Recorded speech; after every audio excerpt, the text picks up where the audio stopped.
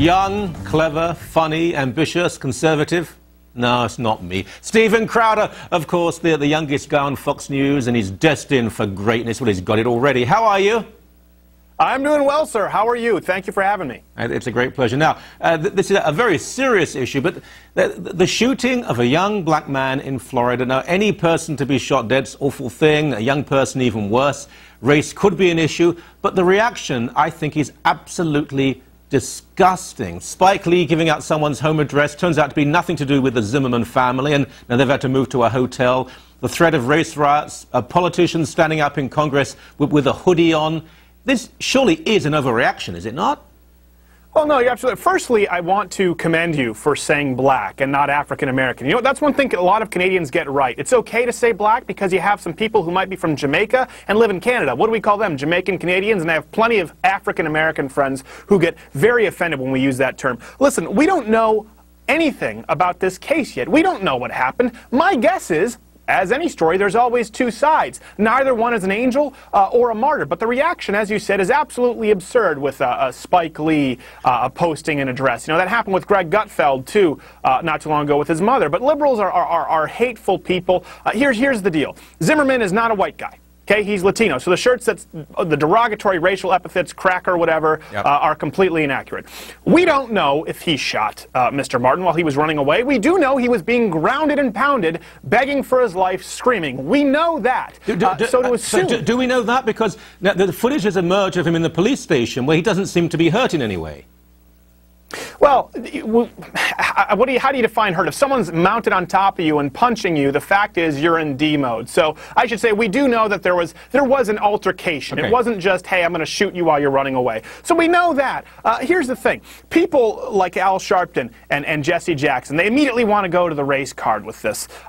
Because if racism isn't alive, they're out of a job. And that's the real truth. You're kind of like liberals say about the medical community. There's more of an incentive to find treatments than cures because there's a financial incentive. It's the same thing with Jesse Jackson and Al Sharpton. The fact that people are trying to politicize this when we don't know anything about it is despicable, especially our president. And then you have people, like I said, Al Sharpton and Jesse Jackson. And then you have these kids now looting a Walgreens in hoodies, acting as though this is, well, let's assume for a second, okay, that Mr. Martin was completely 100% innocent. He was just shot walking down the street. Let's assume we have all the facts and that's the case. How does stealing tube socks and tweezers at a Walgreens solve the issue? That's the problem, is whenever leftists get people up in a tizzy, you end up with Woodstock, where people are being raped and ATMs are being looted, or you end up with the Occupy camps, where people are defecating on cop cars and raping their fellow occupiers, or you end up with a bunch of kids who don't know how to express their rage, and so they end up stealing a bunch of random crap at Walgreens. It's ridiculous. Let's talk about this hoodie crap, because I find this really very offensive indeed. A few years ago,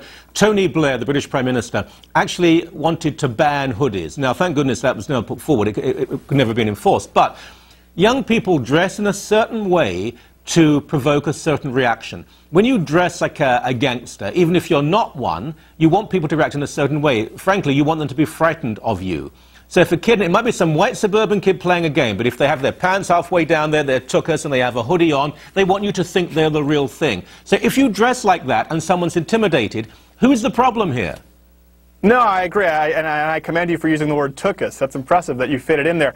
Here's the thing. I think, you know, this sort of stems from Geraldo Rivera, the hoodie comment. That's really where this is centered around. I wear hoodies. I'm sure if you go to a sports game, you've probably worn a hoodie in your life. It's not about having a hood on your sweatshirt. What it's about is, as you said, if you deliberately try and identify what is seen as gang culture, if you're trying to identify with that, if you're wearing your pants below your ankles, which essentially stems from prison culture where they weren't allowed to wear belts because they would hang themselves with it. If you say, I want to associate with this is how I want to be seen, well, listen, if I'm walking down an alley at night and I see you dressed like that, I'm probably going to give it a second thought. Whether you're black, white, Asian, or Latino, I don't care, because you've chosen to identify with people who proclaim themselves to be criminals. And that doesn't mean that you're a criminal, but you've chosen to identify with that culture, and that is a problem. It doesn't mean the kid deserved to be shot. I'm not saying that, but I think that's what Geraldo wanted to say. Maybe the mustache whiskers got to his brain and he didn't say it properly. I don't know. Well, you're quite right. And race is not the complete issue here, because if you speak to any black people who live in a neighborhood with a large black community, law-abiding people, decent people, they will say if they see a kid dressed in a certain way, walking in a certain way, they will react in a certain way because they know that person may be a criminal and they're not criminals. I find it very racist, the assumption that, well, race has to be the major issue. No, it's criminality that's the major issue. But I want to ask you something else. Also in Florida, and the trial I think is just concluding now, a 16-year-old black kid who murdered two white British tourists who were not, contrary to speculation, looking for drugs. They'd wandered into the wrong area after their ride home disappeared.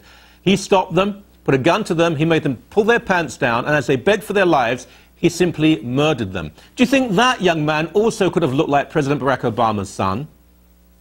Right. No, you're absolutely right. And let's talk about the white gentleman who was burned in Kansas, I believe it was last month. Here's the thing. The fact that we do accept here in the United States is we have an African-American, or half African-American, black president. There is no established form of racism. Certainly no racism that is establishment enforced or even encouraged. As a matter of fact, it's always discouraged by the vast majority of Americans and certainly our government. We know that. You're always going to have morons who are racist, but to try and take that and create a racially divisive national issue is very irresponsible, and you see the way people react. Listen, it's like I went to school in Montreal at Centennial Regional High School, so anyone watching there knows what I'm talking about right now. There was a walkout, a student walkout, something that had to do with, I want to say it was college tuition and it was our senior year, and kids didn't know why they were angry. They just wanted to walk out. That's what happens. You give these kids an excuse to go loot a Walgreens when you say, you know, white people hate, this is a hate crime. Listen, if Mr. Martin was murdered, fine, that's it. The guy murdered him. That murder doesn't need a footnote. I don't care why he murdered him. It doesn't matter if he was black, Asian, or gay. He killed him. I don't believe in hate crimes because I don't believe in hate speech laws. That serves to legislate thought. And we all know that's been a problem for Canada in the last few years. Well, we're hoping to have a guest on next week, and it's going to be difficult, but I think we might achieve it, who is a police officer, who will tell us that he will see black and brown on white crime constantly. He will hear things, you effing white this, said repeatedly, but he's not allowed to make an arrest based on a hate crime. But of course, if it's the contrary, immediately he will charge with a hate crime. I know the same applies south of the border as well.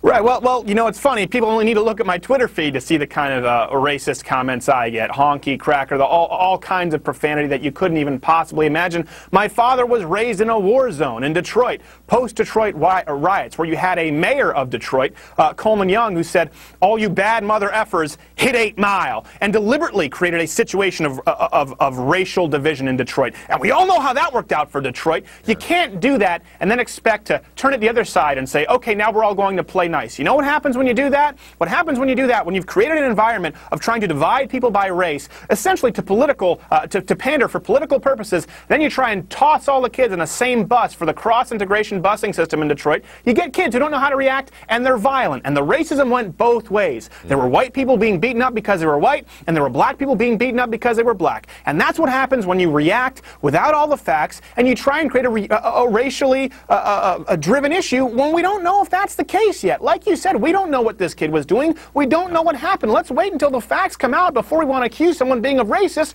or call a Latino man a cracker and start selling T-shirts with that name. I'm sure you've heard about these T-shirts here. It comes from the famous rap song, again, from an artist who identifies with criminal culture. It's, I can't even use the word. It's a word that starts with P, then a word that starts with A, cracker. And that's a T-shirt now that everyone's wearing in honor of Mr. Martin. Great. That's a great way to honor the fallen, wearing a shirt laden with profanities. Isn't it just? Look, as ever, the subject is horrible, but a real pleasure having you on the show. Thank you, my friend. Thank you very much, Mr. Coren. God bless.